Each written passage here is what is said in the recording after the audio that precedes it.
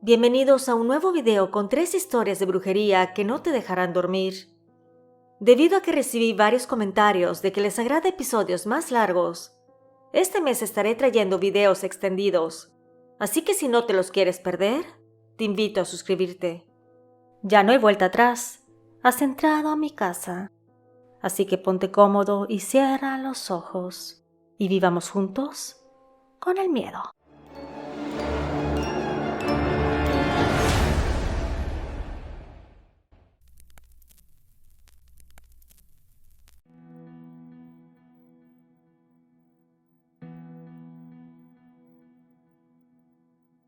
Mi historia da inicio cuando vivía en Córdoba, Veracruz. En casa éramos mis padres, mis 3 hermanas mayores y yo. En aquel tiempo yo era una joven de 17 años, apenas comenzando a conocer el mundo. Era una chica delgada y, según decían las personas, muy linda, no solo físicamente, sino también en mi interior. Siempre fui muy alegre, lo que llamaba la atención a los chicos, aunque nunca le di importancia hasta que mis hormonas empezaron a florecer. Estaba cursando la preparatoria y ahí conocí a Lalo, un muchacho un poco mayor que yo, de cabello oscuro y una mirada sensual. Él también estudiaba en la misma escuela. Mis amigas estaban emocionadas por mí. Siempre me decían que debía darle una oportunidad al amor, pero yo nunca había mostrado interés. Sin embargo, con el tiempo noté que con Lalo era diferente. Había algo en él que me hacía querer saber más sobre el tener una relación amorosa, algo que despertaba una curiosidad inusual en mí. Una tarde después de clases, este chico me invitó a dar un paseo por el viejo parque que se encontraba detrás de la escuela. Acepté con el corazón latiendo rápidamente en mi pecho. Caminamos entre los árboles, y fue entonces cuando me dijo que estaba interesado en mí y que quería visitarme a mi casa para algo más formal. Él había tenido novias en el pasado, así que sabía cómo era eso, pero yo era primeriza. Le dije que sí, nerviosa pero ilusionada, y así comenzó a visitarme en mi casa. Mis amigas y amigos estaban muy felices por mí, emocionados por esta nueva etapa en mi vida. Sin embargo, empecé a notar con el tiempo de que no todos compartían esta felicidad. Matilde, una de mis amigas más cercanas, me decía que Lalo era mujeriego y que lo más seguro era que me sería infiel. Sus palabras me dejaron inquieta. Yo nunca había tenido ningún contacto sexual con nadie y por mi mente jamás pasó la idea. Y aunque trataba de disfrutar mis momentos con Lalo, la sombra de la duda que me había sembrado Matilde siempre estaba presente. Eso hizo que lo empezara a observar más de cerca, buscando señales que confirmaran o desmintieran lo que Matilde me había dicho. Pero Lalo siempre se comportaba de manera cariñosa y respetuosa, lo que hacía que mis dudas se disiparan al menos por un tiempo. Durante sus visitas a mi casa, él se mostraba encantador con mis padres y hermanas. Ellos, siempre protectores, parecían aceptar nuestra relación, mientras que mis hermanas, especialmente las mayores, me daban consejos sobre cómo manejar mis sentimientos y expectativas. Un día nos organizamos para ir al cine y luego a cenar. Lalo y yo íbamos acompañados por algunos amigos, entre ellos estaba Matilde. La noche transcurrió con normalidad. Vimos la película y después fuimos a cenar unos tacos. Realmente todo parecía perfecto. Una noche divertida, llena de risas y buena compañía. Cuando llegué a casa me empecé a sentir extraña. Le comenté a mi madre que tenía un dolor punzante en el estómago, pensando que tal vez había sido la cena que me hizo daño. Ella me dio ese jarabe rosa para el malestar estomacal, esperando que no fuera nada grave. Sin embargo, aproximadamente a las 2 de la madrugada, empecé a gritar de dolor. Mis hermanas y mis padres corrieron a mi cuarto, alarmados por los gritos. De emergencia me llevaron al hospital. Ahí me sacaron radiografías e hicieron análisis de sangre. Esa noche me hospitalizaron para tenerme controlada y darme medicinas para el dolor. Al día siguiente trajeron los resultados de los estudios. El médico dijo que no había algo específico que explicara mis malestares y que tal vez era algo relacionado con el crecimiento o alguna situación pasajera. Me recetó reposo y algunos medicamentos para el dolor. Aunque intenté seguir con mi vida normal, mi salud empezó a decaer lentamente. Ya no era la misma chica alegre y llena de energía de antes. Me sentía constantemente cansada y los dolores de estómago eran frecuentes. Mis amigas, incluida Matilde, estaban preocupadas por mí. Lalo también mostraba preocupación visitándome regularmente y trataba de animarme. Matilde, sin embargo, seguía siendo la voz de la advertencia. Me decía que debía de tener cuidado, que tal vez algo más estaba pasando. Insinuaba que Lalo podría estar involucrado de alguna manera en mi malestar. Aunque sus palabras me inquietaban, no podía creer que Lalo tuviera algo que ver con mi estado de salud. Mi familia también estaba preocupada. Mis padres, siempre protectores, buscaban la manera de ayudarme a recuperarme. Mis hermanas me cuidaban con esmero, pero nada parecía funcionar. A medida que los días pasaban, me sentía cada vez más débil, como si algo dentro de mí estuviera drenando mi energía. Así, entre visitas al médico y largas noches de insomnio, mi vida empezó a cambiar. Ya no podía disfrutar de las cosas simples como antes. Mis encuentros con Lalo se volvieron más espaciados, aunque él seguía mostrándose cariñoso y atento. Eso hizo que tomara la decisión de terminar la relación. Pensaba que yo era muy poca cosa para él y que mejor hiciera su vida sin mí. Una noche fue a verme y ahí acabó nuestro noviazgo. Le dije que ya no sentía lo mismo por él y que no era justo que lo arrastrara en la pesadilla que estaba viviendo. Lo sorprendente fue que no quería terminar. Me decía que me quería y que estaba ahí para apoyarme. Sin embargo, de alguna manera, podía sentir que era mentira. Así que lo orillé a que aceptara la ruptura. Con el tiempo mejoré y regresé a mi vida cotidiana, con mis amigos, los cuales fueron de gran ayuda anímicamente. Entré a estudiar la universidad y junto conmigo varios amigos cercanos. Aunque estábamos en diferentes salones, siempre nos veíamos a la hora del receso. El ambiente universitario era nuevo y emocionante, una oportunidad de empezar de nuevo después de terminar mi relación con Lalo. Al año de la ruptura conocí a Manuel. Él era un buen chico, muy diferente a mi primer novio. Él era muy educado y no tenía vicios como Lalo. Sin embargo, la gran diferencia era que amaba el fútbol. Manuel era muy deportista y jugaba para la universidad. Entrenaba casi a diario y me invitaba a sus partidos los fines de semana muy temprano, a los cuales asistía con tal de animarlo en su deporte. Matilde, siempre atenta a mis movimientos, no tardó en hacerme el comentario de que debía de estar pendiente de las intenciones de mi nuevo novio. Esta vez me molesté un poco y le dije que ya era mayor de edad y podía tomar mis propias decisiones. Ella se molestó, pero cambiamos de tema rápidamente. Las semanas pasaron y al principio todo parecía ir bien con Manuel, pero poco a poco empecé a notar que se comportaba diferente. Al principio eran pequeñas cosas. Llegaba tarde a nuestras citas o parecía distraído. Luego empecé a notar cambios más significativos. Manuel, que antes era un modelo de vida saludable, empezó a fumar. Las salidas con sus amigos se volvieron más frecuentes y noté que empezó a beber. Lo que comenzó como una copa ocasional se convirtió en una necesidad diaria.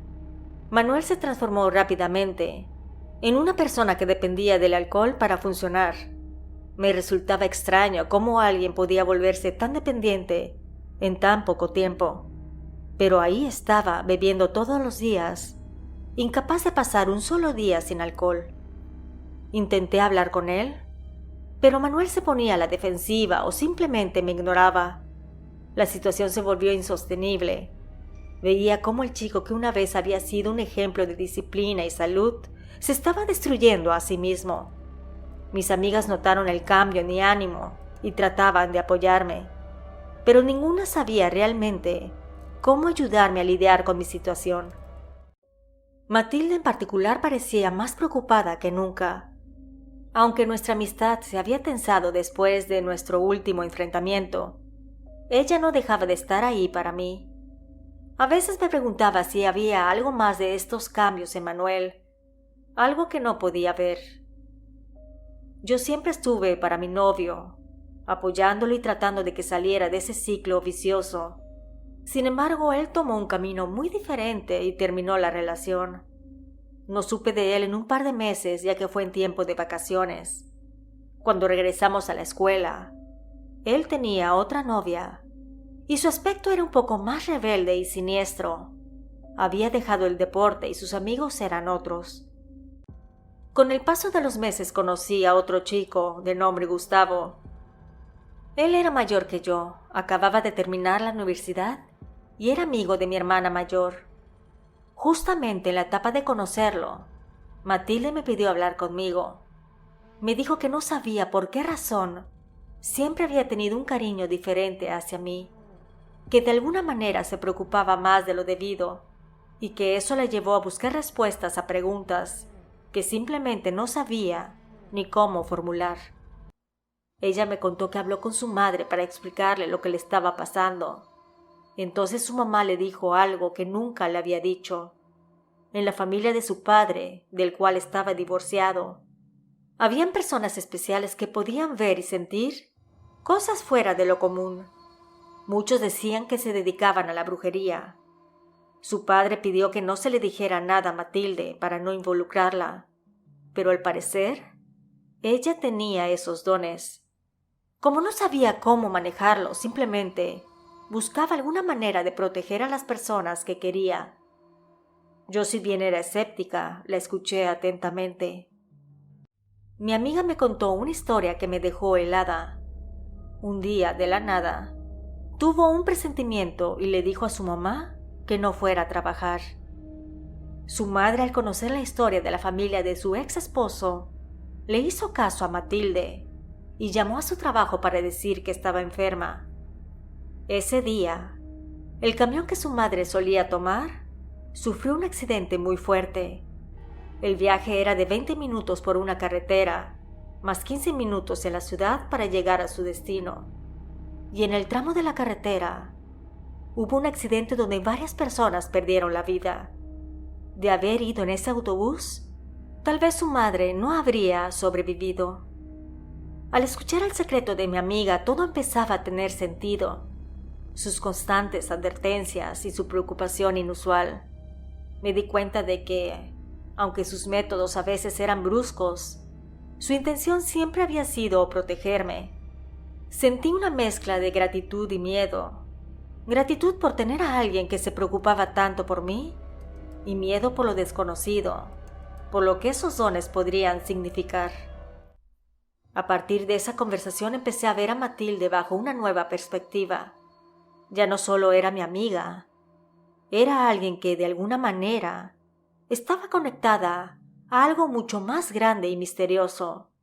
Y aunque no entendía completamente lo que eso significaba, sabía que debía confiar en ella. Mientras continuaba conociendo a Gustavo, las palabras de mi amiga Matilde estaban en el fondo de mi mente. Traté de ser cautelosa, observando cada pequeño detalle, cada cambio en su comportamiento. Sabía que no podía dejar que el miedo dominara mi vida, pero también entendía que debía de estar alerta. Los días se convirtieron en semanas y luego en meses. Gustavo se mostraba atento y cariñoso como siempre. Sin embargo, nuevamente empezó a cambiar. A veces no me visitaba en casa y tampoco me devolvía las llamadas, por lo que la relación se enfrió y terminamos a los 6 meses de noviazgo. Desconcertada y con el corazón roto, llamé a Matilde para contarle lo sucedido. Le expliqué cómo Gustavo había cambiado y cómo nuestra relación había llegado a su fin. Ella, con su voz siempre llena de preocupación y ternura, me dijo que temía que algo estuviera sucediendo Pero no solo en los noviazgos, sino en mi persona. Me explicó que cuando los muchachos estaban conmigo, algo pasaba que los cambiaba y los alejaba. Matilde me sugirió visitar a su abuela paterna, convencida de que ella sabría la respuesta. Me dijo que desde que supo el secreto de la familia de su padre, empezó a visitar más seguido a su abuela para que le enseñara a usar sus dones. Tenía la necesidad de hacerlo, por lo que al tener más conocimiento del tema, me aseguró que la señora podría ayudarme. Sin dudarlo, le dije que sí, que iríamos a verla juntas. Llegamos a la casa de la abuela un sábado por la tarde. La señora, una mujer de unos 70 años aproximadamente, nos recibió con una cálida sonrisa. Estaba horneando galletas y el aroma dulce llenaba la casa. Nos dijo con una sonrisa que amaba hacer postres, que no le importaba tener diabetes por eso, que estaba dispuesta a sufrir las consecuencias. La abuela de Matilde me hizo sentir bienvenida desde el primer momento. Nos sentamos en la cocina, rodeadas del aroma a galletas recién horneadas, mientras ella conversaba con nosotras con una calidez que me hizo sentir como en casa. Me dijo después de un rato que ya sabía por qué había ido a verla. Me preguntó si podía hacer algo, que si le daba mi permiso para revisarme de manera espiritual. Miré a Matilde. Ella me devolvió una mirada llena de confianza y esperanza. Extrañamente me sentí acogida como si estuviera en el lugar correcto. Asentí con la cabeza dándole mi permiso.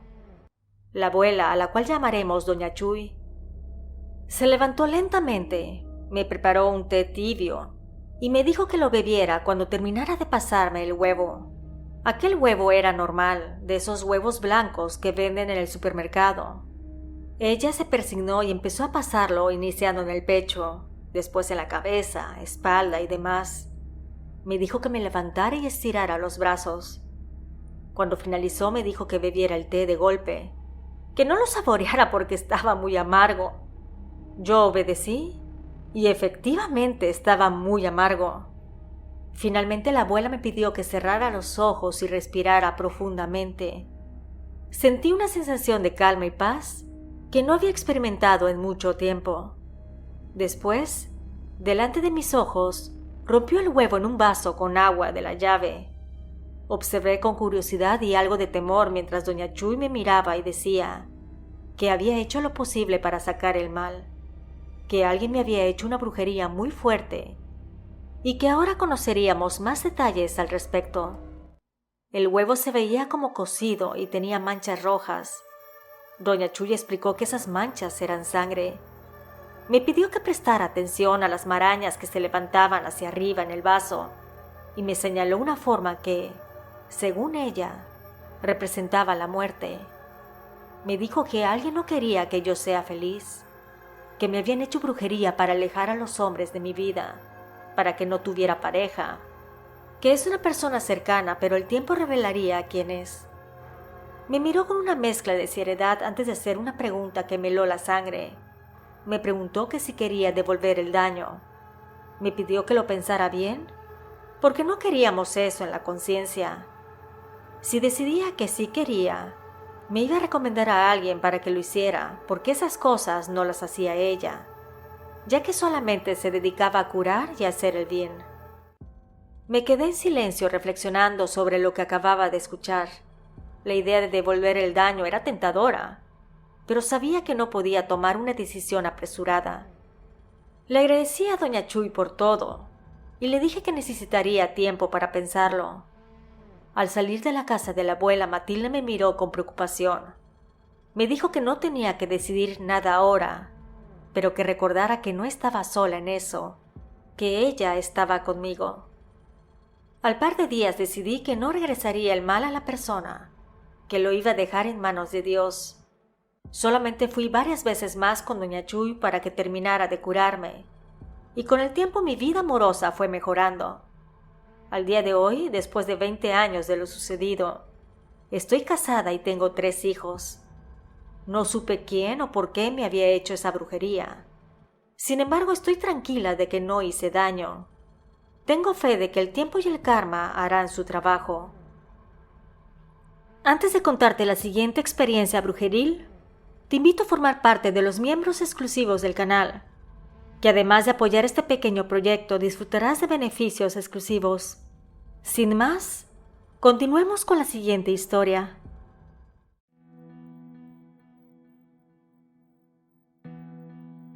La experiencia que te voy a contar me sucedió cuando trabajaba como empleada de limpieza en la casa de un hombre cuyo éxito no solo se atribuía a su inteligencia empresarial, sino también a prácticas mucho más oscuras.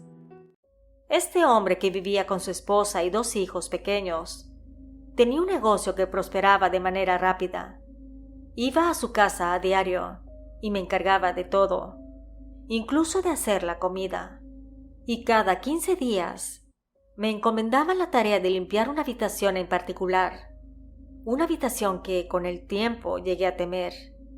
Ese cuarto era de color rojo y siempre estaba cerrado. Cuando me tocaba hacer el aseo, la esposa lo abría y me daba ciertas recomendaciones, las cuales me las llegué a aprender de memoria. La primera vez que entré me encontré con un estante repleto de libros de hechicería, sus portadas desgastadas por el uso frecuente, y las figuras que se veían ahí me daban miedo. En el centro de la habitación había una mesa que sostenía un altar siniestro, adornado con pentagramas y muñecos de diferentes materiales. Incluso uno hasta tenía cabello humano. Claro que aquello no lo tocaba, pero simplemente el estar ahí me hacía sentir ansiosa y hasta trabajo me daba respirar, por lo que trataba de hacer mis actividades rápidamente y a la primera. A medida que se acercaba el día de limpiar ese sitio, el cuarto rojo, la ansiedad crecía en mi interior, porque conocía el sentimiento de estar encerrada en esa habitación. La sensación de ser observada era tan intensa que casi podía sentir la mirada fija en mi nuca. Una tarde, mientras realizaba la limpieza en ese cuarto, algo nuevo llamó mi atención. Una figura recién adquirida, una representación demoníaca que emanaba una maldad palpable. Cabe aclarar que yo soy católica, así que todo aquello me llenaba de miedo. Su presencia en la habitación amplificó mis temores, haciendo que cada minuto ahí se sintiera como una eternidad. La figura del demonio, con sus ojos vacíos y sonrisa malévola, parecía seguir cada uno de mis movimientos. Sin embargo, empecé a notar que el miedo que sentía ya no se limitaba al cuarto rojo. Empecé a notar pequeños cambios en la casa. Las luces parpadeaban sin razón aparente. Los espejos reflejaban sombras que no pertenecían a nadie en la habitación. Y sus hijos, generalmente alegres, parecían cada vez más retraídos y sombríos. La esposa del hombre, aunque siempre amable, tenía una mirada perdida, como si fuera una prisionera en su propio hogar. Una mañana la vi sentada en su desayunador, tomando un café y viendo hacia la nada. Me acerqué para preguntarle si necesitaba algo. Ella salió del trance y me dijo que no, que todo estaba bien. Sin embargo, noté que en ambos brazos tenía rasguños y moretones. Ella vio que los observaba y me dijo que no era lo que yo pensaba, que su marido era incapaz de hacerle daño. Yo, como mujer de pueblo y creyente de la brujería y el mal y los seres demoníacos, le dije que imaginaba que no había sido su esposo, ya que él siempre la trató educadamente y con cariño. Le dije que desde que aquella figura demoníaca llegó a la casa, el ambiente había cambiado, que me daba mucho miedo estar a solas en las habitaciones y que cuando me tocaba limpiar el cuarto rojo, me daba aún más miedo. Sentía que me miraban por todas partes, que incluso hasta tocar el librero me daba temor. La señora entonces reaccionó y me dijo que no me preocupara, que yo hiciera el trabajo y que contaba con mi discreción. Acto seguido se levantó de la mesa y dijo que saldría a hacer algunas diligencias. Recogí todo y lo puse en la tarja de la cocina. De la nada empecé a escuchar pasos detrás. Pensé que la señora estaba llegando porque se escuchaba como tacones. Así que le dije a la patrona que tuviera un buen día, que haría el pollo con verduras como me había pedido y que si le gustaría que preparara refresco de limón. Como no escuché su respuesta, volteé a ver, pero no había nadie. Terminé de lavar los trastes y cuando estaba dirigiéndome hacia el pasillo, vi en el suelo huellas como de un cerdo o animal con pezuñas. Estaba la tierra negra ahí, así que con miedo tomé la escoba y barrí, pensando que debería de sacar todo aquello y que más tarde limpiaría con desinfectante. Al par de días la patrona me pidió que me quedara al día siguiente por la noche. Era viernes y no tenía a quién cuidar a sus hijos, que ella y su marido tenían que salir y la niñera no podía venir a cuidarlos. Yo le dije que sí, así que al regresar al día siguiente llevé mi ropa para bañarme y quedarme a dormir en su casa. Ellos se fueron como a las 8:30 de la noche. Yo le di la cena a los niños y juntos vimos una película, y como a las 10:30 de la noche los acosté a dormir. Bajé las escaleras y me senté en la sala. Prendí la televisión y me dispuse a ver una película. Honestamente sí tenía sueño, pero me daba más miedo dormirme, sabiendo lo que había en ese cuarto rojo. De cansancio me quedé dormida, y como a las 2:30 escuché unos gritos provenientes del cuarto de los niños. Subí rápidamente las escaleras. Al entrar a su habitación los vi a los dos abrazados y sentados en un rincón. Me dijeron que vieron a un hombre en su cuarto, que estaban durmiendo pero que escucharon que les hablaron. Así que al mismo tiempo, ambos abrieron los ojos y vieron a ese sujeto parado entre las dos camas individuales, que gritaron y cerraron los ojos, y de la nada él desapareció. Los abracé. Ellos estaban temblando. Trataba de mantenerme fuerte, sin embargo. Yo también era una mujer joven y temerosa. Para mis 20 años no estaba tan capacitada para protegerlos contra esa cosa siniestra. Así que lo que hicimos fue bajar juntos a la sala, y ahí los tres nos quedamos dormidos. Cuando llegaron los patrones eran las 5:30 de la madrugada. Me despertó la señora suavemente tocándome el hombro. Me dijo que podría irme a dormir a la pequeña habitación que tenían abajo desocupada. Yo le dije que mejor recogería mis cosas para irme a mi casa. Ella me vio muy asustada, así que me dijo que estaba bien y que nos veríamos el lunes. Llegué a mi casa y mis padres estaban levantándose apenas, puesto que para llegar a mi hogar tardaba aproximadamente 45 minutos. Así que al arribar era muy temprano. Nos sentamos a tomar un café y les conté lo que había sucedido. Mi mamá preocupada me dijo que considerara regresar a esa casa, que no le gustaba nada que me sintiera así de insegura. Le dije que me daba pena la señora y los niños, que ya me había encariñado puesto que empecé a trabajar con ellos desde que yo tenía 18. Y si bien soportaba que muchas cosas extrañas sucedieran, lo que pasó la noche anterior me dio mucho miedo. Como yo tenía el teléfono de la niñera de mis patrones, me atreví a llamarle por curiosidad. Así que cuando dieron las 11 de la mañana le marqué por teléfono. Ella me contestó y me contó que cuando se quedaba cuidando a los niños por las noches, se sentía un poco intranquila y que cuando ellos se acostaban a dormir, ella se encerraba en el cuarto de abajo y que todo amanecía bien, pero que desde hacía unas semanas el ambiente era diferente y que cada vez que se quedaba sentía como una opresión en el pecho. Se sentía mal y que ese sentimiento se le quitaba hasta 2 días después, y que por eso había decidido no regresar jamás a cuidar a los niños. Cuando colgamos, supe inmediatamente que la patrona me pediría a mí que cuidara a los pequeños, pero yo tampoco quería quedarme en las noches, así que tenía que pensar muy bien qué hacer y sopesar si quería o no seguir yendo a trabajar con esa familia. A las 2 semanas la señora me volvió a pedir que me quedara al día siguiente. Sin embargo, le dije que no podía, que viajaría a ver a unos familiares al rancho y que me disculpara. Poco a poco me fui separando de aquella familia. A veces faltaba a trabajar dando pretextos, hasta que por fin renuncié. Supe con el tiempo que el señor llegó a tener un cargo en el gobierno, y luego dicen que se fue a la capital para seguir con sus funciones, porque según, iba a postularse para otro cargo político. Yo soy originaria de Honduras y déjame decirte que también acá existe la brujería.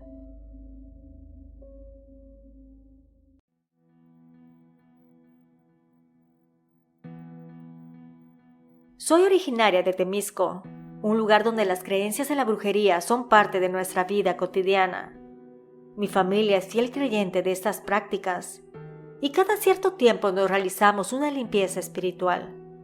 A veces lo hacemos porque sentimos que alguien nos ha hecho mal de ojo, en otras ocasiones porque la suerte parece habernos abandonado, o simplemente como un mantenimiento espiritual, diría mi madre.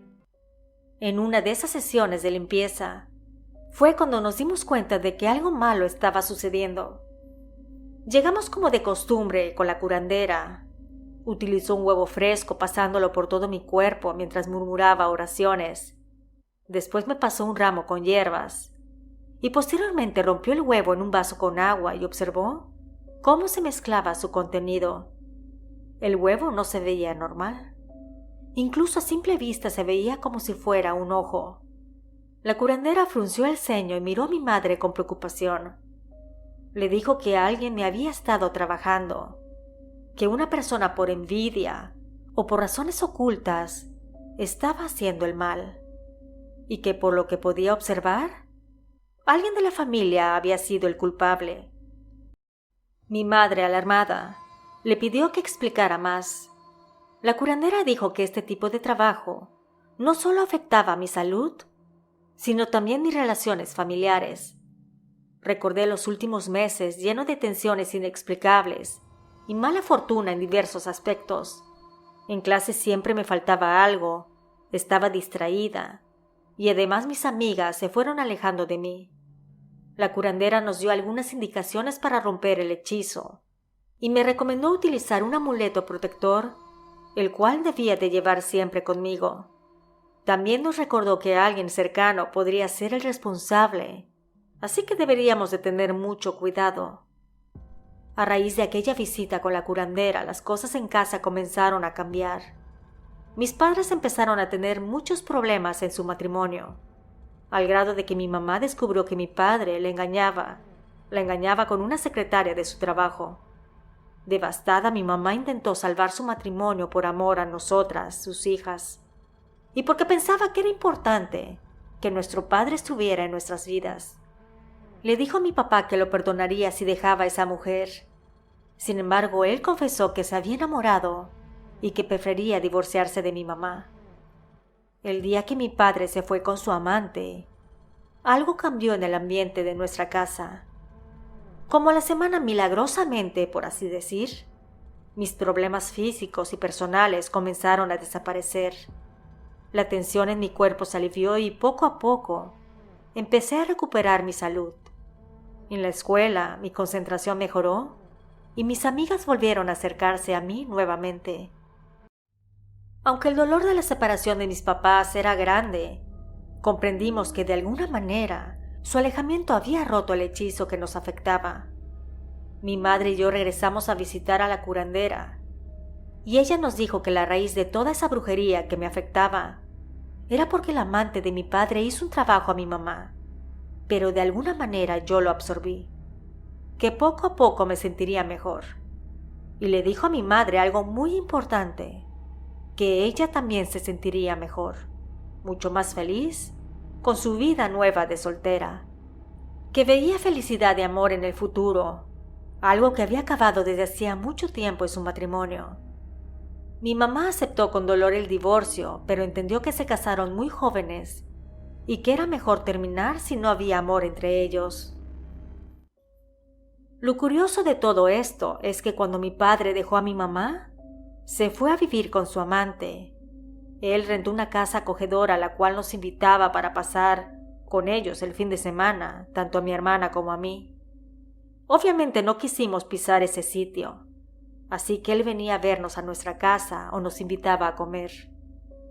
Al año del divorcio, mi papá le pidió matrimonio a su amante y ellos se casaron.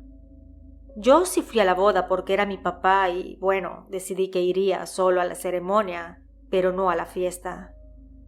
A los 2 años ella quedó embarazada, pero al nacer el niño se dio cuenta mi papá de que no se parecía en nada a él. Así que le hizo una prueba de paternidad. Ahí salió el peine. El pequeño no era hijo suyo. Él confrontó a la mujer y ella admitió que se había metido con otro hombre y que ese hombre era el verdadero padre. Así que se divorciaron. Mi papá empezó a tratar de enamorar a mi mamá otra vez, pero a ella ya no le interesó. Había conocido a un buen hombre y habían iniciado una relación amorosa. Mi padre hasta le lloraba a mi mamá. Le rogaba que regresara, que le iba a perdonar su infidelidad. ¿Su infidelidad? ¿Puedes creerlo? Tanto mi hermana como yo le dijimos que él había sido el infiel y que fue por él, por su calentura, que se desbarató nuestra familia, que ahora debería de vivir con las consecuencias, que no estábamos de acuerdo de que regresara a casa y que dejara de molestar a mi mamá. Ella era feliz después de tantos años de sufrimiento. Además de que por su culpa, su examante nos mandó a hacer un trabajo de brujería y gracias a la limpieza espiritual nos dimos cuenta. Si te han agradado las historias, te invito a suscribirte y compartirlas. Nos escuchamos pronto. ¿Y tú vives con el miedo?